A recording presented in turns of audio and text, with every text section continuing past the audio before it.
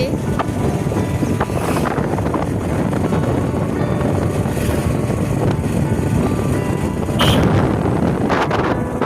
કેટલી સરસ મકાઈ ઉગી છે. બાજુ ખેતરમાં મકાઈ જોવા મળે છે. બધી જ લીલી લીલી કૂણી એકદમ તાજી મકાઈના છોડ છે બધા. મકાઈ દેખાય છે. અહીંયાનો મુખ્યત્વે ભાગ મકાઈ છે. દાહોદ જિલ્લામાં કેટલી સરસ હરિયાળી છવાયેલી છે.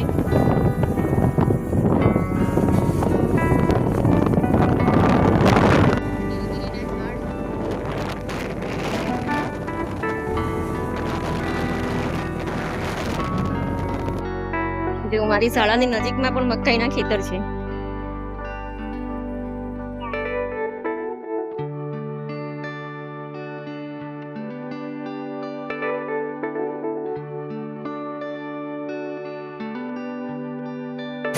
તો અમે ખેતરમાંથી જે મકાઈની ડોડીઓ લાવ્યા તેની આજે સ્પેશિયલ વાનગી બનાવવાની છે. ચાલુ વરસાદમાં તે વાનગી ખાવાની પણ ખૂબ જ મજા આવશે.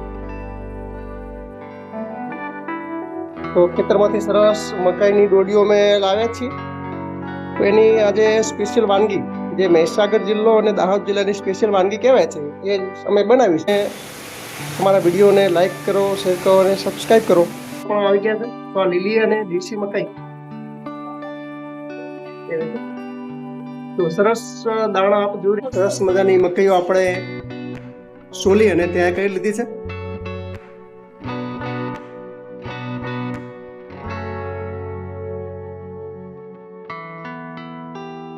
જુઓ આ રીતે મકાઈની છીણી અને ચારે બાજુથી છીણી આ રીતની આપણે મકાઈની છીણ તૈયાર કરી લેવાની છે.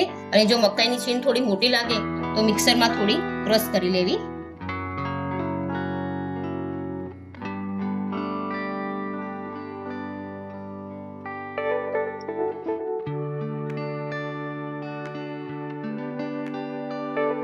લીલી મકાઈનું છીણ બનાવવા માટે આપણે એક વાસણની અંદર 4 થી 5 મોટી ચમચી જેટલું તેલ એડ કરીશું. તેલનું પ્રમાણ થોડું વધારે રાખવાનું છે. તેલ ગરમ થઈ જાય એટલે આપણે એમાં અડધી ચમચી જેટલી રાઈ નાખીશું.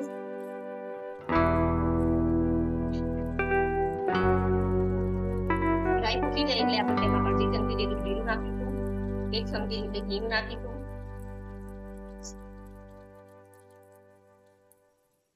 લીલો લીમડો નાખીશું તેમાં. બધા જ પ્રકારના આ રીતના ખડા મસાલા નાખીશું.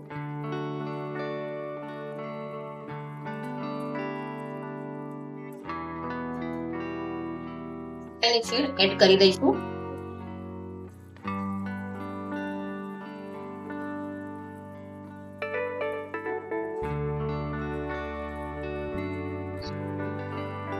આ રીતે છીણ નાખ્યા પછી આપણે તેને હલાવી લેવાનું છે. સતત હલાવતા રહેવાનું છે.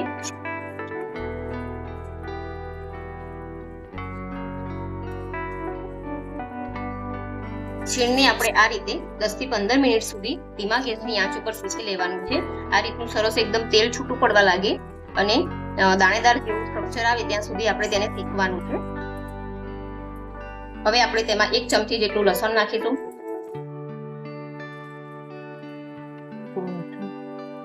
1 ચમચી જેટલી તેમાં હળદર નાખીશું. અડધી ચમચી જેટલું લાલ મરચું પાવડર નાખીશું. અડધી ચમચી કાશ્મીરી લાલ મરચું નાખીશું. હવે આ બધી સામગ્રીને આપણે આ રીતે મિક્સ કરી દેવાની છે. થોડી વાર આ રીતે શેકવું જેથી લસણ તેની સાથે મિક્સ થઈ જાય. મસાલા શેકાવાની સુગંધ સરસ આવી રહી છે. જુઓ હવે આ સમયે આપણે તેમાં 1 વાટકો જેટલું મલાઈ સાથેનું દૂધ એમાં એડ કરી દઈશું.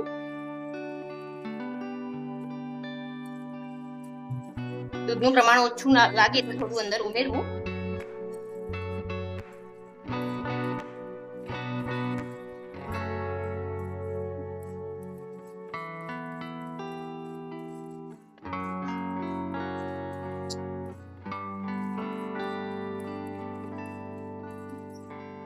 દૂધ ઉમેર્યા પછી આપણે તેમાં 1 ચમચી જેટલી ખાંડ નાખીશું.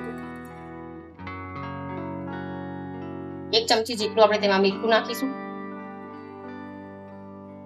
1 મોટી ચમચી જેટલું તેમાં ઘી ઉમેરીશું. ઘી તમારે થોડું વધારે નાખવું હોય તો નાખી શકો છો. હવે બધી સામગ્રીને આપણે મિક્સ કરી દેવાની છે અને ધીમા તાપે તેને 5 મિનિટ સુધી શેકી લેવાની છે. છેલ્લે આપણે તેમાં અડધી ચમચી ગરમ મસાલો અને અડધી ચમચી ધાણા જીરું એડ કરીશું અને પછી તેને હલાવી લઈશું.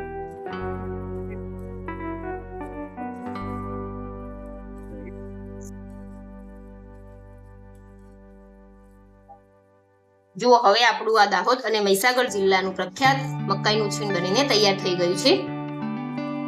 કેટલું સરસ લાગી રહ્યું છે જુઓ. હવે આપણે તેને સર્વિંગ પ્લેટની અંદર સર્વ કરીશું અને તેનો ટેસ્ટ કરીશું.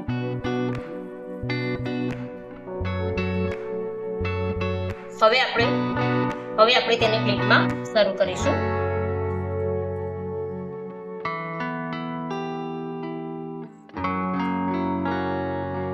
જુઓ, હવે ગરમા ગરમ મકાઈનું છીણ ખાવા માટે તૈયાર છે.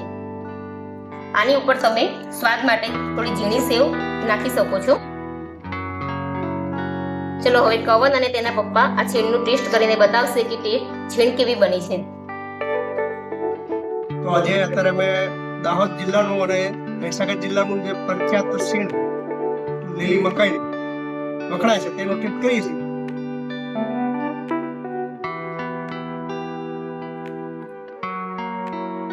સ્વાદમાં એકદમ સરસ અને પૌષ્ટિક ખૂબ સરસ બન્યું છે.